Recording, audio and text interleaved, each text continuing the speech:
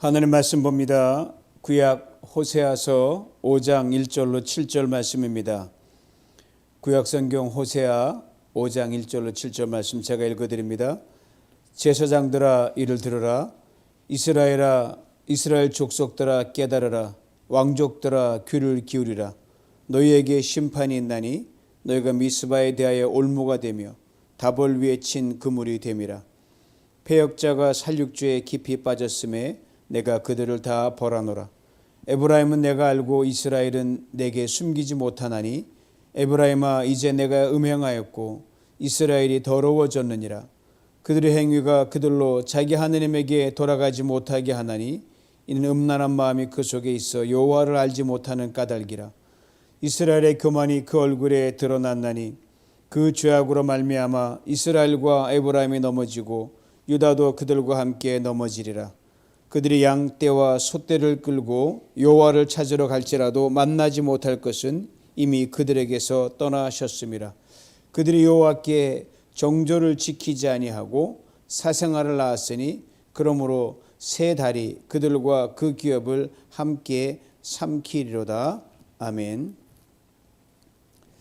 무더운 날씨에 여러분 있는 가정 그 처소에서 하나님의 말씀을 들으면서 주께서 신령한 은혜와 성령의 신선한 바람으로 여러분 영과 혼과 육 있는 모든 상황을 시원케 하시리라 믿습니다. 징계의 양면, 심판과 구원이라는 제목으로 함께 나누고자 합니다. 성경 말씀을 이렇게 쭉 읽어가다 보면요, 어두운 면도 있고 밝은 면도 있고 칙칙한 면도 있고 아주 포송포송 아주 이렇게 좋은 곳도 있고. 근데 모든 것이 여러분 커다란 픽처 안에 들어있는 것이지 이것저것 떼놓을 수 없다는 겁니다. 이걸 각기 해부학적으로 분리해서 보면요, 우린 도저히 살아갈 수가 없습니다. 우리 하나님을 생각을 우리 마음대로 찢어놓고 내가 유리할 때는 내가 든든히 선 것처럼 보지만 불리할 때 한없이 꺼지면서 정신을 못 차리게 됩니다. 우리 하나님 우리를 그렇게 지으신 분이 아니시라는 겁니다. 우리를 때리셔도 다시 불러주시고 채찍을 가서라도 우리를 돌려놓으시고 어루만져 주시고 우리 하나님은 그러면서 날마다 나날이 우리의 삶을 견고케 하시고 저 천성길 가는 그 길로 우리를 더욱더 진보되게 만들어 주십니다. 하늘나라에 이르기 직전에 우리의 모습이 우리 평생에서 가장 아름다운 모습으로 하나님 들어갈 수 있도록 성령이 우리를 끝까지 견인해 주십니다. 이 사실 여러분 절대로 놓쳐서는 안 됩니다.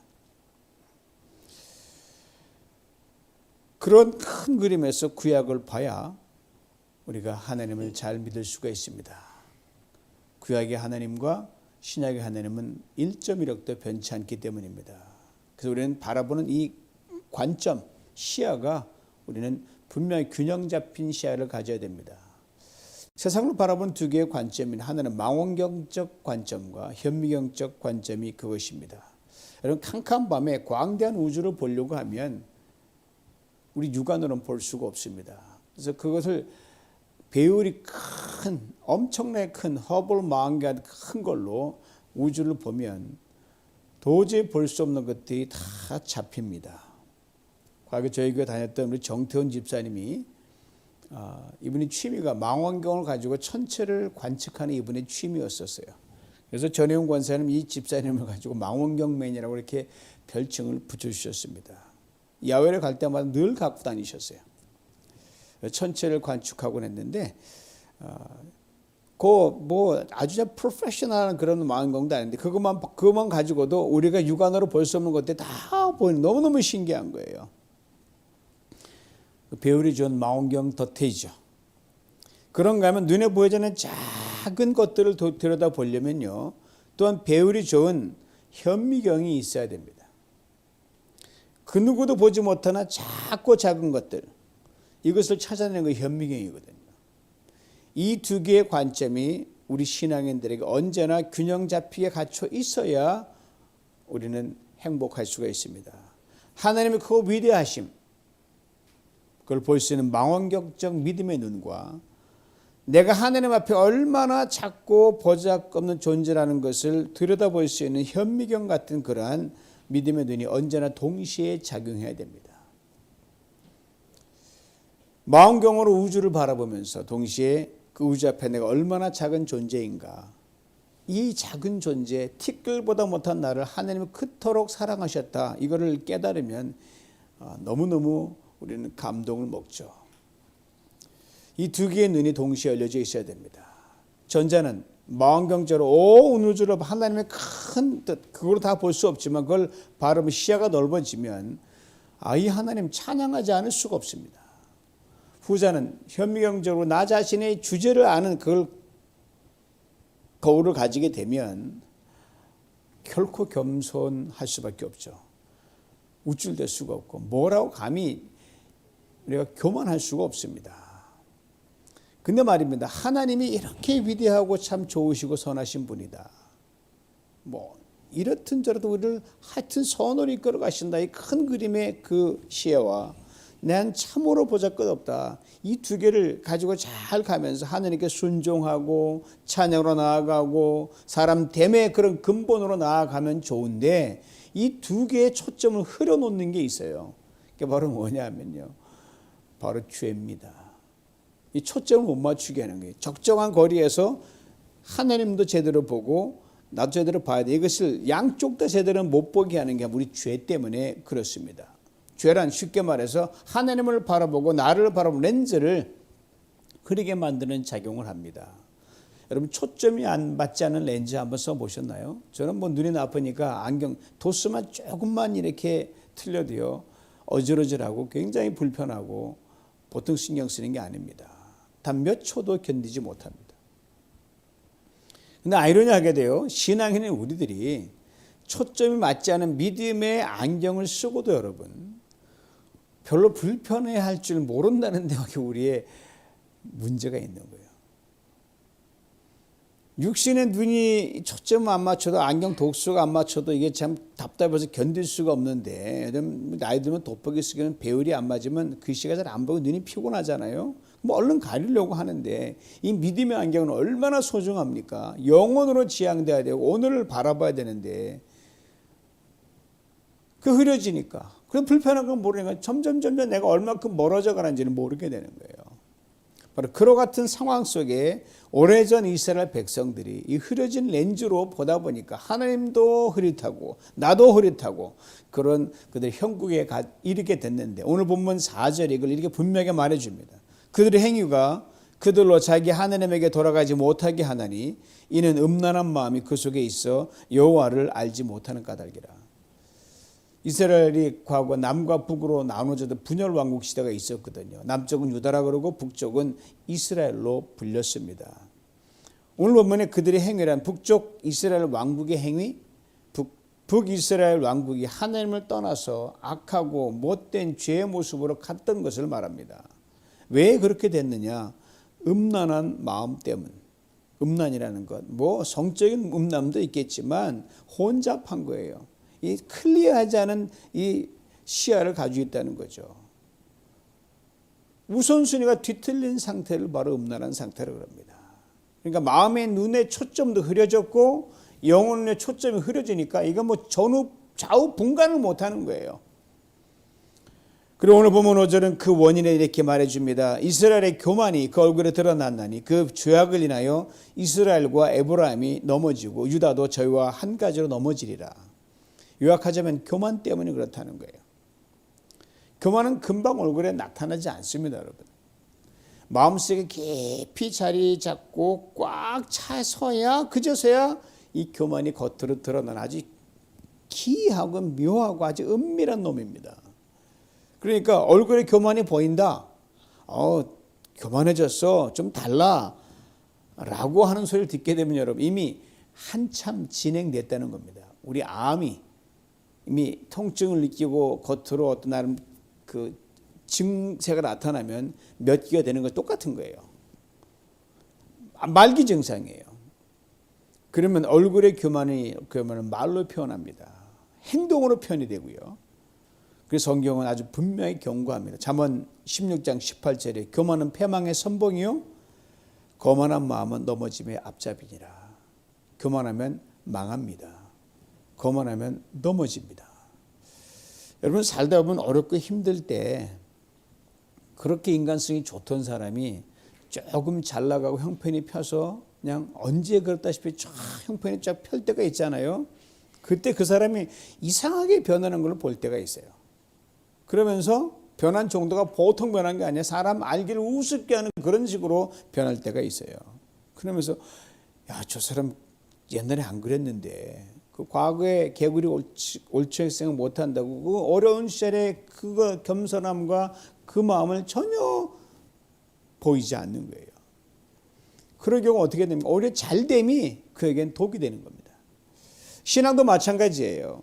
신앙의 연륜이 쌓이지 않습니까? 뭐 여러분 이 방송 듣는 분 저나 뭐 하루 이틀 신앙생활한 게 아니잖아요. 평생 나면서부터 신앙생활 분이 많이 계시잖아요. 뭐 80평생이고 90평생인데 처음 믿었을 때 그 믿음의 그 순도, 젊었을 때 그렇게 신앙했던 그 마음, 그것이 그대로 오늘까지 지켜주고 있느냐? 이걸 내가 보면 내가 가장 잘 알아요. 초심을 잃어버린 것이 바로 이 과거 이스라엘 백성들이고 북왕국 이스라엘이었습니다. 오늘 본문 호세아 4장 7절은 이스라엘이 교만해진 이유를 아주 심플하게 얘기해 줍니다. 그들은 번성할수록 내게 범죄하니. 번성할수록 잘 될수록 범죄한다, 교만해진다는 거죠. 그리고 교만의 행전의 맨 앞에 누가 있느냐? 오늘 본문은 구체적으로 언급합니다. 1절이에요. 제사장들아 이를 들으라, 이스라엘 족속들아 깨달으라, 왕족들아 귀를 기울이라. 세 부류의 지도자들을 의미합니다. 제사장들, 이스라엘 지파의 지도자들, 왕족들입니다. 과거의 리더의 책임이 컸지만 오늘날에도 여러분 상상 없이 리더 한 사람 잘못되면 나라가 뭔가 세계가 뒤죽박죽이 됩니다. 과거에는 서로 나라가 연결고리가 없어서 그냥 지구 반대편에 사람이 죽어나가도 몰랐어요. 이제는 그렇지 못하거든요. 이 손바닥 들여다보면 훤히 볼 수 있거든요. 클릭만 하면 뭐 앉아 놀면 저쪽에서 고통을 느낄 수 있으니까 국경이 없는 시대가 됐어요. 이로 인해 한 지도자의 실수와 잘못은요, 그 지역으로 끝나는 게 아니에요. 주변으로 퍼져나가고 세계로 영향력이 쫙 파급 효과를 미치게 됩니다. 지금 우리가 아직도 끝나 6개월 동안 질질 끌고 있는 우크라이나 러시아 전쟁이 지금 이 지구촌을 참으로 어렵게 힘들게 하고 있지 않아요? 뭐 어떻게 끝날지 모르겠지만 뭐 하여튼 너무 답답하잖아요. 그 우리가 한 친구 때문에 그런 거예요. 하나님께서 호세아 선지자를 통해 당시 지도자들이 나라와 백성들에게 행한 악에 대해서 아주 구체적 그래픽한 비유를 들어서 말씀하시는 세 가지 비유를 들고 있어요. 올무와 그물과 웅덩이가 그것입니다. 이 단어들 전부 다 헌팅 용어, 수렵, 사냥 용어들이에요. 올무와 그물은 새를 잡는 데 사용되는 것이고요. 웅덩이는 짐승을 잡는 데 파놨던 그 용어거든요. 사람 잡는 데 쓰는 게 아니라 짐승을 잡으라 쓰는 건데 이 세 가지 덫으로 잡아야 할 새나 짐승은 안 잡고 말입니다. 애꿎은 백성들만 잡았습니다.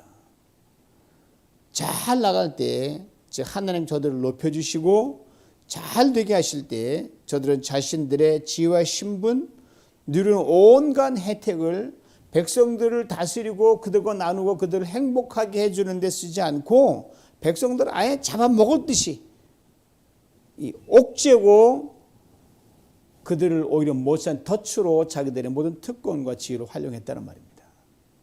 오늘 보면 에브라임이란 말이 나오는데 에브라임은 당시 북이스라엘 왕국에 있었던 한 지파였는데 가장 큰 지파였어요.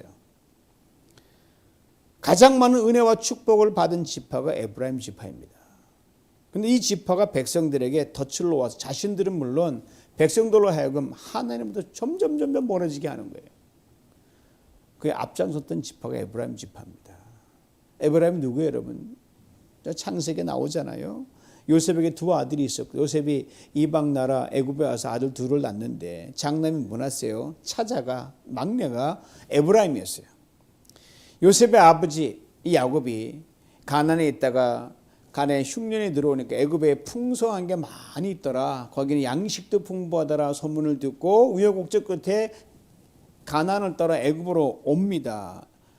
죽은 줄 알았던 이 요셉 벌써 살아있으니 깜짝 놀라는 거예요. 또 보통 변신한 게 아니에요. 그 당시에 강대국이었던 애굽의 총리가 되어서 있거든요. 야곱이 와서 요셉의 두 아들을 축복해 주는데 요셉의 생각과는 전혀 다른 방법으로 이 에브라임과 이 므낫세를 축복해 줍니다. 쉽게 얘기해서 에브라임이 둘째인데 막내인데 막내를 더 오른손으로 축복해 줘가지고 그를 높여 세웁니다. 상상할 수 없는 복을 누린 게 바로 이 에브라임이에요. 형의 걸 뺏어간 거예요. 뺏어간 게 일부러 그냥 그렇게 의도적으로 뭐 야곱이 동생이어서 한이 맺혔는지 모르겠지만 하여튼 그렇게 일방적으로 붓고 부어서 복을 받은 게 에브라임 족속이에요. 큰 지파를 이루게 됩니다. 시간이 흐르면서 이 에브라임 지파가 하나님의 마음을 가장 아프게 하는데 맨 앞장을 서는 그런 일을 자처하고 그렇게 못된 짓을 하게 됩니다. 하나님 맡겨주신 백성들을 마치 다 소경 죄딱 잡아먹듯이 하고 서로 모른 체 하는 격이 되어버리고 그렇게 말았어요. 가장 큰 지파, 많은 걸 누려 가진 지파였습니다. 그러나 저들이 당시 얼마나 어리석고 창피한 행동을 하는 도무지 그때는 갈피를 못 잡았습니다.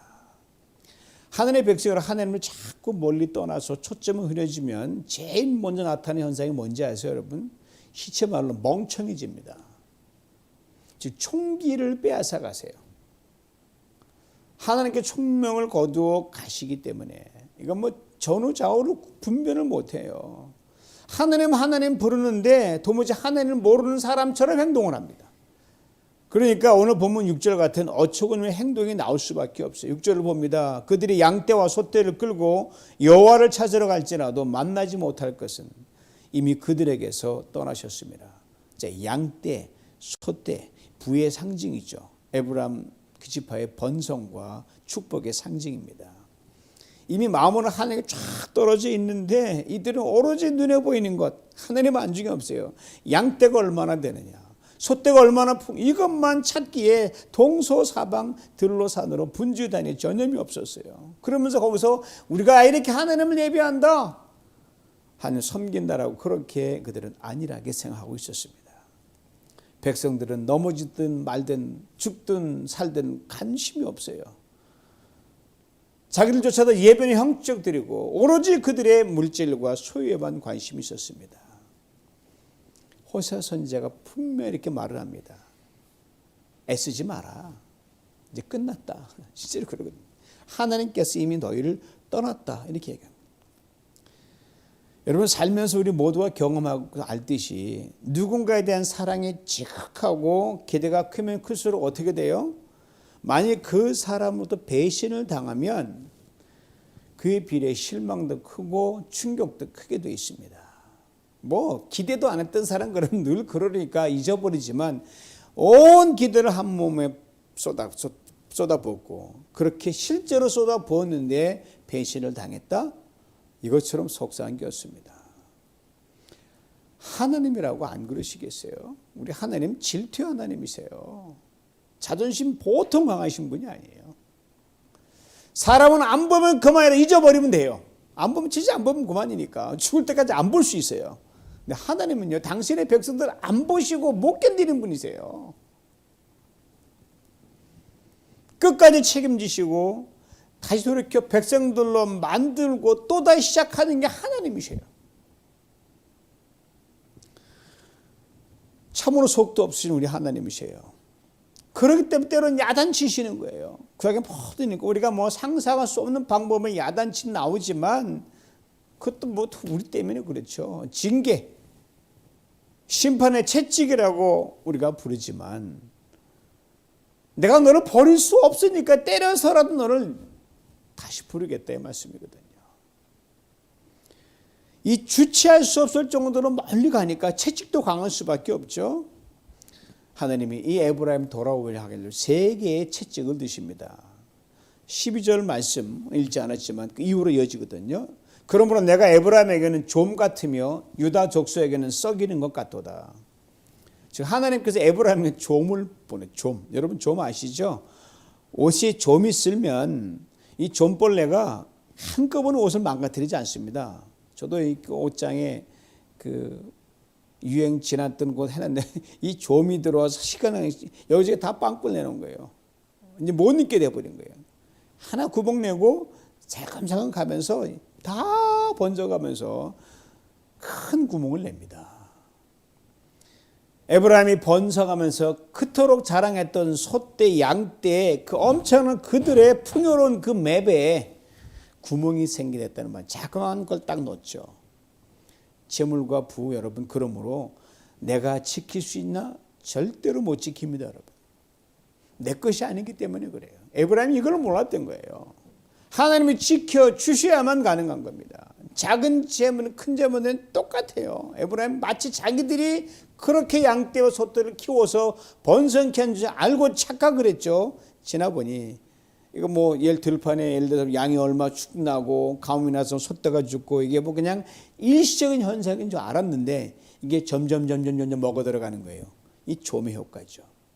둘째로 14절 말씀이에요. 내가 에브라임에게는 사자 같고 유다 족속에게는 젊은 사자 같으니 바로 내가 움켜갈지라 내가 탈취하여 갈지라도 건져낼 데가 없으리라. 하나님 에브라임에 사자를 보내셨다고 했어요. 사자란 진짜 동물 사자를 보내는지 모르겠지만 상징적인 의미인데 밖으로부터는 크고 큰 고난과 고통을 말합니다. 실제로 에브라임으로 대표된 북이스라엘 왕국이요. 북쪽의 거대한 부족 아수란 나라에서 멸망을 당하고 맙니다. 셋째로 15절 말씀입니다. 그들이 그 저를 뉘우치고 내 얼굴을 구하기까지 내가 내 곳으로 돌아가리라. 그들이 고난받을 때에 나를 간절히 구하리라. 가장 강력한 채찍입니다. 하나님께서 에브라임에게 얼굴을 돌리신 겁니다. 쳐다보지 않으셨어요. 외면하셨습니다. 여러분 미움보다 더 무서운 것이 무관심입니다. 가장 여러분 아무 말 없는 것 그처럼 무서운 게 없어요. 오히려 차라리 한 대 때리면 낫겠는데 아무런 무응답이에요. 무관심. 당신은 그렇다 치더라고요, 여러분. 오늘날 하나님이 내게 무관심한 것을 우리가 알 수 있을까요? 예, 알 수 있습니다. 내가 먼저 가장 잘 압니다, 여러분. 여러분과 제가 하나님 나에게 내가 잘 알아요. 내 마음이 하나님을 향해 뜨겁지도 애틋하지가 않다면 그게 바로 하나님의 무관심입니다. 금방 알 수 있게 이게 자가 진단할 수가 있어요. 말씀대로 하나님 당신의 백성을 향한 사랑과 긍휼 그리고 은혜에 있어서 그 정도가 추워도 변하거나 줄어든지 하나님은 전혀 변함이 없어요. 여러분 태양이 늘 그 자리에 있잖아요. 하나님의 사랑도 마찬가지죠. 긍휼도 마찬가지고 은혜도 늘 그 자리에 있습니다. 변한 게 없어요. 찌그러지지도 않고 더 풍성히 빛나요. 다만 우리가 초점을 놓치 멀어지니까 내 마음대로 이렇게 그렇게 느껴지는 거예요. 무관심. 하나님 무관심 속에서 관심을 가지고 있는데 내가 워낙 멀어져 있으니까 내가 두려운 거죠. 버림받은 것처럼 느끼는 거죠. 이것을 잊지 말아야 됩니다. 그리고 에브라임을 향한 하나님의 채찍은 저들을 향한 하나님의 긍휼, 사랑, 은혜의 또 다른 강렬한 표현입니다. 하나님이 변화없는 사랑, 긍휼, 은혜를 생각나게 해주는 말이 오늘 본문 2절에 나오는데 바로 벌이란 단어인데 즉 징계란 단어예요. 다른 버전은 징책 또는 징벌이라는 표현을 사용했습니다. 벌, 징계 한쪽만 있는 게 아니에요. 긍정과 부정이 동시에 같이 가는 단어가 징계입니다. 여러분. 동전의 양면을 뗄 수가 없잖아요. 똑같아요. 징계는 반드시 양축이 있습니다. 두 바퀴로 달려가는 거예요. 동전의 이쪽 면에 해당하는 긍정은 우리랑 하나님의 깊은 관심과 뜻입니다. 동전의 다른 면에 해당하는 부정은 우리를 돌이킨 하나님의 징계의 먹구름이고 아주 무관심입니다. 이것을 가장 잘 표현한 영어 속담이 하나 있어요. Every cloud has a silver lining in it. 직역하면 모든 구름은 다 햇살을 머금고 있답니다. 여러분 구름은 구름만 있으면 구름 저놈에 햇살이 있잖아요. 똑같은 거예요. 신앙의 정도를 갈 때도 우리에게는 흐린 날, 구름 낀 날, 비 오는 날, 천둥 치는 날, 별날이 다 있잖아요. 그 넘으면 반드시 햇살이 있게 돼 있어요. 반면으로 신의 정도를 자의적이든 타의적이든 벗어난다고 하자고요. 우리 허물과 죄의 잘못된 길을 간다고 하자고요. 그 때문에 어둠이 덮일 때가 있는데, 그럼에도 그때도 여러분 그 너머에는 하나님의 은혜와 사랑, 긍휼의 햇살이 여전히 비추고 있습니다. 그러므로 인생의 모든 상황이 결국 합력하여 우리에게 하나님의 선을 이루게 된다는 말씀입니다. 그렇다면 결론은 간단해요.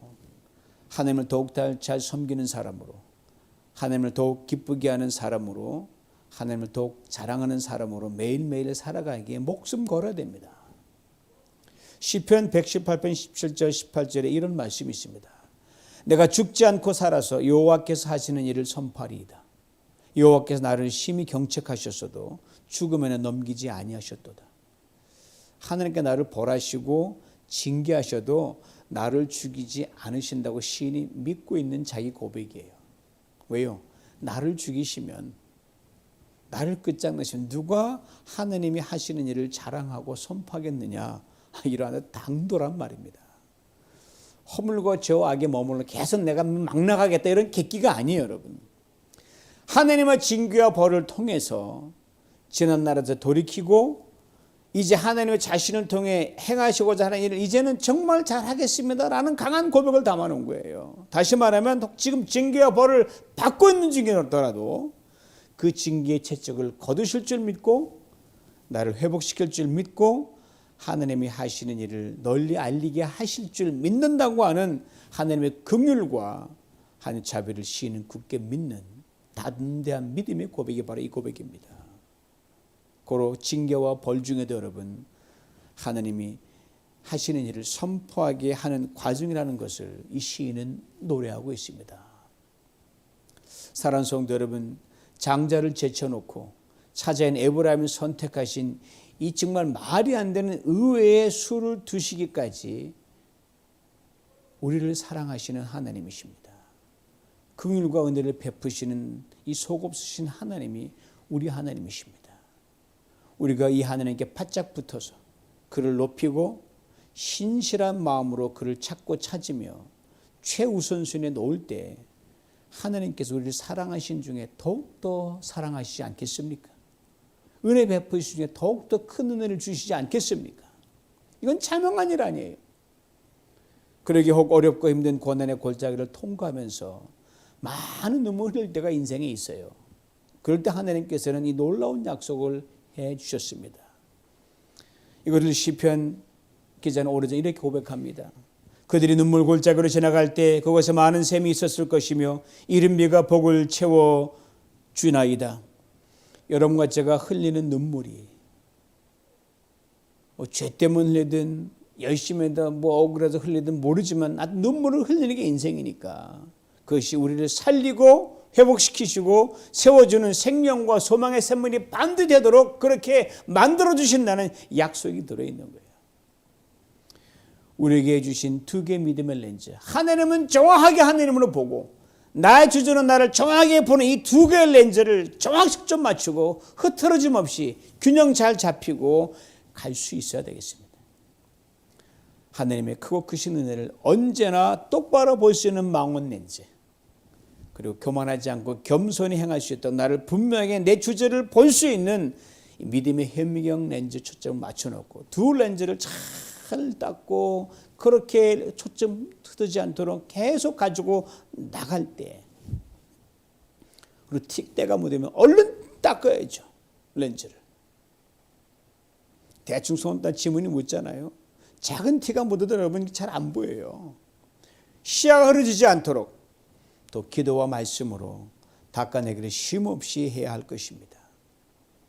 사랑하는 성도 여러분, 지금 여러분이 흘리는 눈물이 여기 있다고 하면 그 눈물의 원인을 찾기보다 딱 렌즈 두 개를 잘 닦기만 하면 돼요. 하나님, 내가 하나님을 하나님답게 모시지 않는 것이 있었는가? 내가 나를 주제를 모르고 교만한 적 없어. 이걸 다 한 다음에 다시 그 앞에 서서 어떤 눈물이든 하나님 그 눈물로 하여금 여러분의 렌즈에 초점 맞출 때 그 눈물이 기쁨이 되게 하시고 복이 되게 하신다는 말씀입니다. 이 두 개의 믿음의 렌즈의 배우를 더욱더 높이시기 바랍니다. 어제보다 하나님을 더 선명하게, 나이가 들어가서 하나님을 더 선명하게, 나는 나를 더욱더 선명하게 볼 수 있는 그런 겸손한 사람으로, 그런 복된 성도님들로 평생 살아갈 수 있기를 주님의 이름으로 축원합니다. 하나님 아버지 감사합니다. 이미 예수 그리스도 안에 정죄함이 없는 이 놀라운 구원을 받은 우리는 감사합니다. 지나간 시절 이스라엘 백성들 장자와 차자를 뒤바꿔 놓고 참으로 희한한 축복을 받던 그들이 아버지 하나님, 그들은 몰라서 그렇다고 치더라도 우리 하나님 당신이 우리와 같이 되심으로 우리를 위하여 죽기까지 사랑하지 이 사랑을 받은 더 큰 은혜와 복을 받은 우리들입니다. 하나님 아버지, 어떤 일이 있더라도 하나님 제대로 보게 만들어 주시옵소서. 어떤 일이 있더라도 나 자신을 똑바로 보게 만들어 주시옵시사. 그 사이에서 하나님 놓치지 않고 나 겸손하게 하는 가운데 세상이 뒤집어지도 어떤 일이 벌어지더라도 아버지 하나님, 심지어 고난과 어떤 힘든 일이 있더라도 하나님 이것조차도 내가 보는 이 분명한 렌즈에 초점 안에서 선을 이루실 것을 믿고 당당히 나가는 오늘의 승리한 누가 되게 만들어 주시옵소서. 예수님의 이름으로 기도하옵나이다. 아멘.